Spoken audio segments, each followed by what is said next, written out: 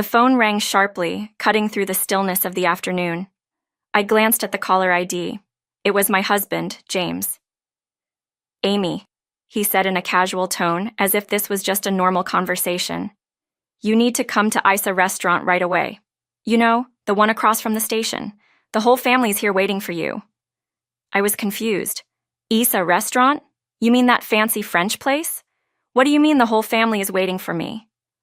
Without waiting for me to understand what was going on, James interrupted. "Yeah, I reserved the entire place. I even invited some of the family members who usually can't make it. It's going to be great." There was a pause. Then he added, "The cost is around $20,000, and I'll be paying with your credit card." Before I could respond, the line went dead. I stood there in silence, gripping the phone. Did he just say my credit card? $20,000? Was this a joke? But deep down, I knew it wasn't. James had pulled reckless stunts before. But this? This was different. Despite the shock, I grabbed my purse and headed for the door. I wasn't about to let him get away with this, whatever this was. 20 minutes later, I arrived at Isa Restaurant, my mind racing with questions. How could James be so careless? What was his plan? Did he really think I'd let him spend $20,000 without a second thought? As I walked into the restaurant, I spotted James standing by the entrance. He was alone, with that smug, unsettling smile on his face, like he had everything under control. But I could see the cracks in his composure. "Amy," he said, spreading his arms wide as if greeting an old friend. "The relatives are in the other room. We're just getting started." I stared at him, still trying to process everything. "James, you can't seriously be planning to pay $20,000 with my credit card." His grin widened. "Of course I am. Like I said, it's only natural for a wife to support her husband. Don't you agree?" I couldn't believe my ears. Was this the man I had married? The man standing before me seemed more like a stranger, someone so consumed by arrogance that he couldn't see the mess he was creating for himself. "James," I said, trying to remain calm, "this is ridiculous. You don't even have a plan, do you? You don't understand what you're doing." But James wasn't listening. He looked at me like I was the one who didn't understand. "Amy, don't worry about the details. I've got everything covered." He leaned in closer and lowered his voice. "A wife's money belongs to her husband, remember?" My patience snapped. "You really don't get it, do you? This isn't about money. It's about respect, and you're crossing a line." James shrugged, unfazed by my words. "You can argue all you want, but in the end, I'm paying with your card. If you have a problem with that, maybe you should stop being my wife." There it was, the threat. It wasn't the first time he had used divorce as leverage to control me, but today, I wasn't going to back down. I pulled out a folded piece of paper from my purse and held it in front of him. "What's this?" James asked, his eyes narrowing. "I canceled the credit card a month ago," I said, my voice steady. "Here's the cancellation certificate." For the first time, James looked unsure of himself. He grabbed the paper from my hand and scanned it quickly, his face turning pale. "No way," he muttered under his breath. "You're lying. This has to be fake." "Why would I lie?" I shot back. "I knew you'd try something like this, so I prepared for it. That card is useless now, James.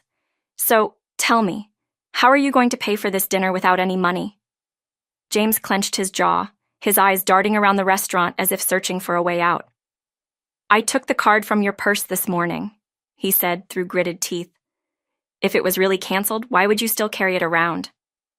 I let out a short, bitter laugh. "I left it there on purpose, James. I knew you'd try to steal it. And guess what? You fell for it." His expression darkened. For a moment, he stood there in stunned silence, but then his anger flared up. "Amy, you're really starting to test my patience," he hissed, his voice rising. "A wife doesn't talk to her husband like this." His voice was so loud that heads turned in our direction. The other diners began to whisper, casting curious glances our way. I could feel the tension building around us, but James didn't seem to care. His ego was too fragile, his pride too easily wounded. Just as I was about to say something, I saw my in-laws approaching. They had clearly heard James raising his voice and had come over to check what was going on. "James," his father said, frowning, "what's the meaning of this?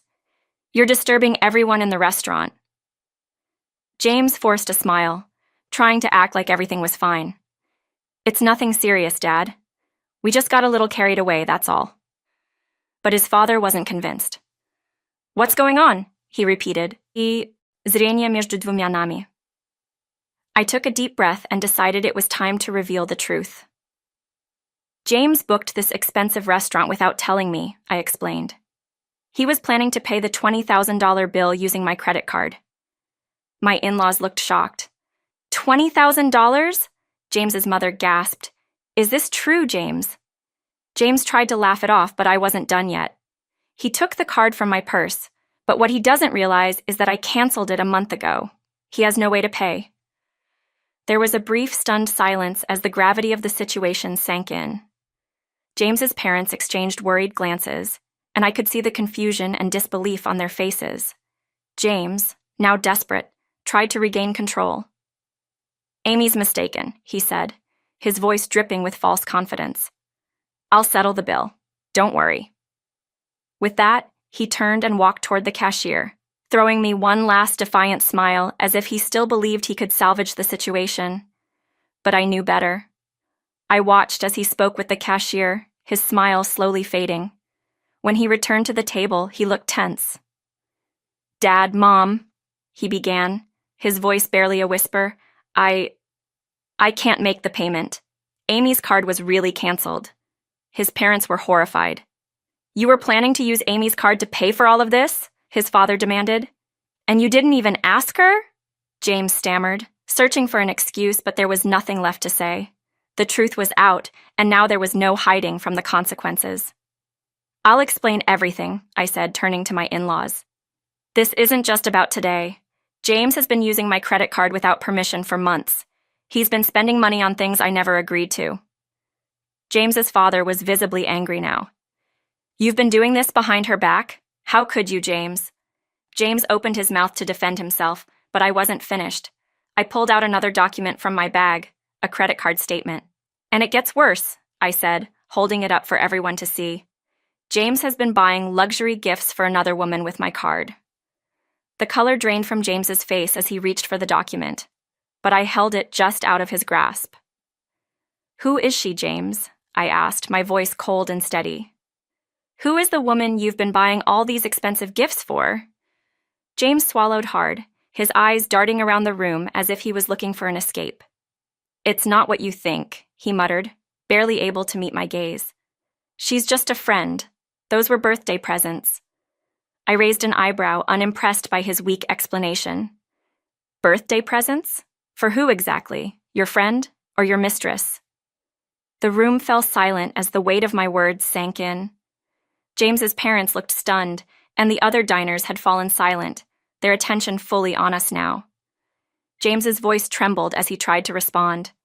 "It's not like that," he said, his voice cracking.